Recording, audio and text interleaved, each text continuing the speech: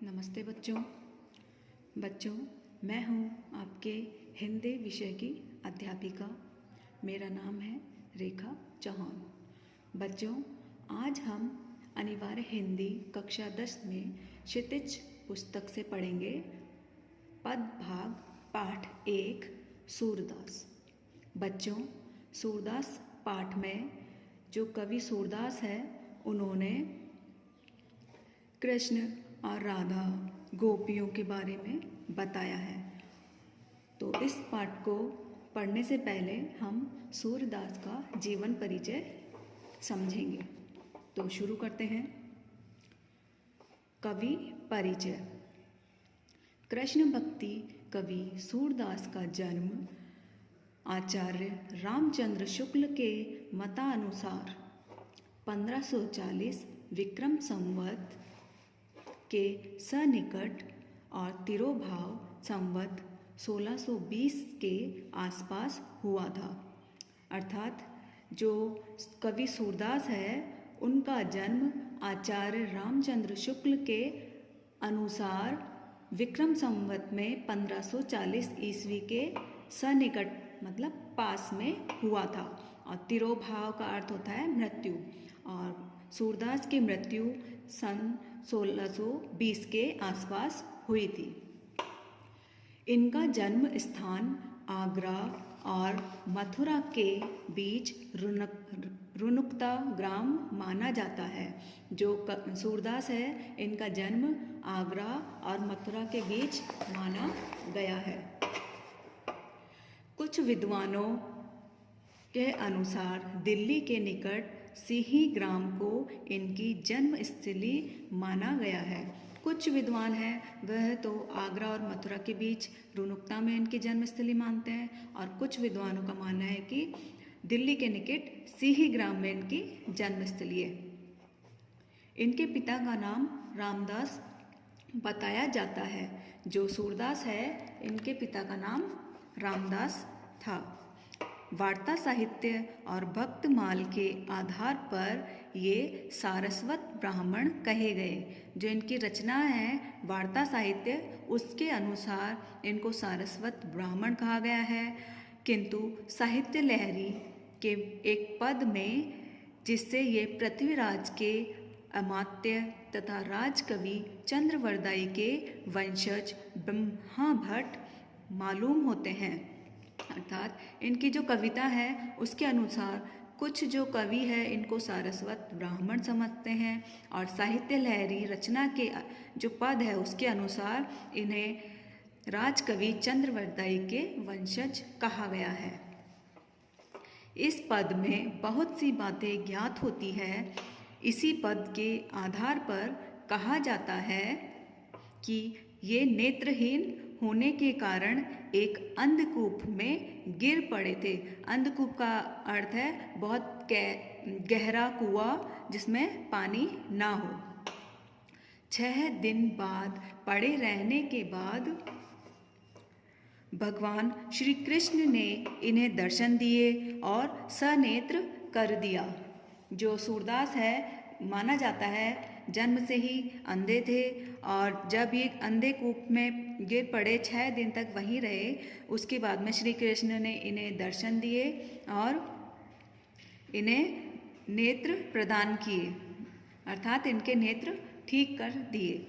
इस पर सूरदास ने कहा, प्रभु, जिन नेत्रों से आपके दर्शन हुए अब उनसे मैं सांसारिक पापों को नहीं देखना चाहता। अर्थात इतने वर्षों तक सूरदास जी अंधे थे, उन्होंने बाहर की दुनिया नहीं देखी थी, और उन्होंने सर्वप्रथम श्री कृष्ण को देखा, और उसके बाद में उनके मन में इच्छा नहीं रह गई थी कि वो सांसारिक पापों को देखे, क्योंकि उनको दुनिया के बारे में पता था और वह बुराई नहीं देखना चाहते थे।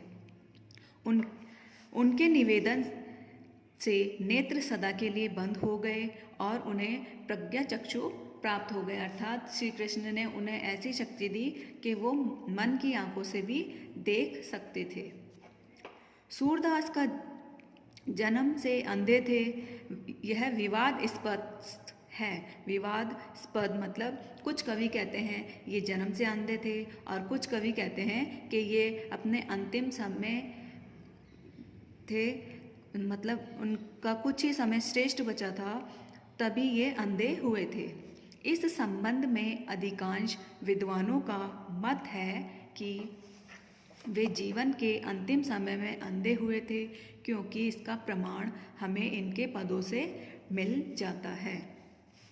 या माया झूठी की लालच दुहु द्रग अंध भयो, अर्थात इन पंक्तियों को पढ़ के लगता है कि ये अपने अंतिम समय में ही अंधे हुए थे। आगे है आचार्य वल्लभ सूरदास के गुरु। आचार्य वल्लभ ने अपने सिद्धांतों में सूरदास को दीक्षित किया, अर्थात आचार्य जो वल्लभ है उन्होंने सूरदास को शिक्षा प्रदान की और उसी समय से उनकी दास्य भाव की भक्ति सख्य भाव में परिणित हो गई। अपने गुरु वल्लभाचार्य की आज्ञा अनुसार इन्होंने ईश्वर की कथा को भाषा में वर्णन करने का कार्य प्रारंभ कर दिया, अर्थात इन्होंने रचनाएं करना प्रारंभ कर दिया।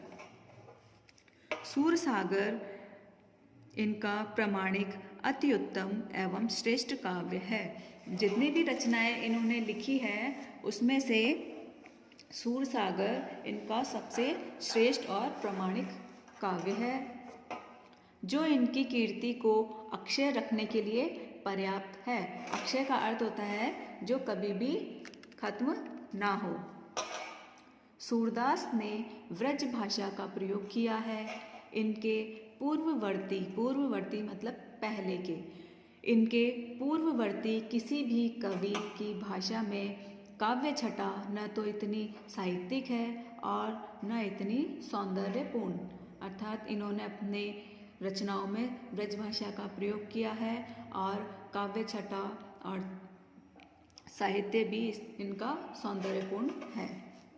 तो बच्चों, अभी तक हमने सूरदास का जीवन परिचय समझा, उनकी रचनाएं समझी। अब हम पढ़ेंगे पाठ परिचय। प्रस्तावित पहले पद में, प्रस्तावित मतलब जो हम पद पढ़ेंगे, दिया हुआ पद उससे संबंधित कृष्ण और राधिका के प्रथम मिलन का वर्णन है, जो हम सूरदास द्वारा रचित प्रथम ये जो पद दिया गया है इसको पढ़ेंगे। इसमें कृष्ण और राधा जब प्रथम बार मिलते हैं उसका वर्णन किया गया है। अपरिचय की दीवार कृष्ण की पहल से समाप्त होती है। सर्वप्रथम जब दोनों मिलते हैं तो कृष्ण बात करना शुरू करते हैं। राधिका बहुत चतुराई से कृष्ण की खूबियों एवं खामियों को व्याज स्तुति में कह जाती है। खूबियाँ मतलब अच्छाई और खामियाँ अर्थात बुराई। जब राधा और कृष्ण बात करना शुरू करते हैं तो राधा को कृष्ण के बारे में कुछ बातें पता होती है, तो कुछ खूबियाँ और कुछ बुराइयाँ जो उनको पता होती है वह कृष्ण से चालाकी से सब कुछ बता जाती है। अंततः कृष्ण राधिका को संग खेलने के लिए आमंत्रित करते हैं। जो पहला पद है उसमें कृष्ण और राधा मिले हैं, दोनों में बातें हुई हैं और उसके बाद में कृष्ण ने राधा को अपने साथ खेलने के लिए राजी कर लिया और वो खेलने के लिए चली जाती है। शेष तीनों पदों में उद्धव और गोपिकाओं के संवाद हैं। संवाद का अर्थ होता है बातचीत। जो आगे के हम पद पढ़ेंगे 3, उनमें उद्धव और गोपिकाएं बात कर रही हैं। इसे भ्रमर गीत के रूप में जाना जाता है। सूरदास की जो भ्रमर गीत रचना है उनमें से ये पद लिए गए हैं। भ्रमर गीत हिंदी साहित्य में अनुपम है। उद्धव निर्गुण ब्रह्मा के प्रवक्ता के रूप में गोकुल आते हैं। जो उद्धव है, जब श्री कृष्ण मथुरा चले जाते हैं तो उसके बाद गोकुल में वह उद्धव को भेजते हैं। उद्धव गोपियों से मिलते हैं और उन्हें सगुण भक्ति को छोड़कर निर्गुण भक्ति, ब्रह्मा की भक्ति अपनाने के लिए प्रेरित करते हैं। किंतु कृष्ण के सम्मोहन में डूबी गोपियों के विचार सुनकर उद्धव जी निरुत्तर हो जाते हैं। जब उन लोगों की बातें होती हैं गोपियों की और उद्धव की, तो स्वयं जो उद्धव है वह भी कृष्ण भक्ति में रम जाते हैं। गोपिकाओं के उपालंब दिग्धता और करुणा से भरे हैं। गोपिकाएं जो अपनी बातचीत बताती है उसके बारे में बताया गया है। गोपियों के व्यंग्य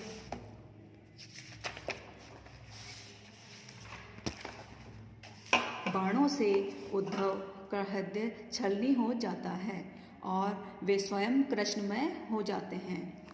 अर्थात जो उद्धव निर्गुण भक्ति का संदेश देने आए थे वह स्वयं सगुण भक्ति के भक्त हो जाते हैं, कृष्ण के भक्त हो जाते हैं। आस्था के समक्ष उद्धव के सिद्धांत फीके पड़ जाते हैं। प्रस्तावित समस्त पद ज्ञेय है। तो बच्चों, अभी तक हमने पाठ 1 पद भाग में सूरदास का जीवन परिचय और पाठ परिचय पढ़ा। आगे का भाग हम अगले वीडियो में पढ़ेंगे।